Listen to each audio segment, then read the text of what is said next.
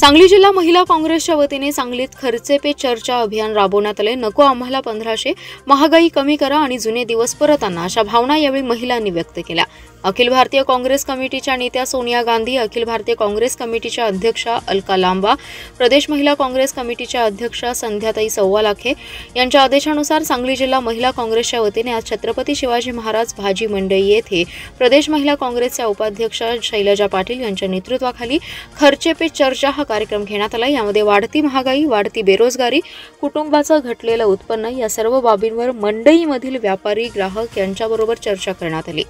यावेळी ग्रामीण आणि शहरी महिलांनी आपला सहभाग नोंदवला आणि आम्हाला 1500 नको, महागाई कमी करा, आमच्या मालाला हमी भाव द्या, आमच्या मुलांना रोजगार द्या, जुने दिवस परत द्या अशी अपेक्षा व्यक्त केल्या। या कार्यक्रमात सांगली शहर जिल्हा महिला काँग्रेसच्या अध्यक्षा करुणा सॅमसन, जिजाऊ ब्रिगेड महिला मंडळाच्या आशा पाटील, माजी सरपंच कविता बोंद्रे, माजी सरपंच शोभा चव्हाण, माजी नगरसेविका शुभांगी साळुंखे, कविता नागे, अनुराधा पाटील, शुभांगी कांबळे, आरती गुरव, शमशाद बी नाईकवडी, शोभा विधाते, एस्तर कोनेसागर, सुमन कांबळे आदी जण उपस्थित होत्या।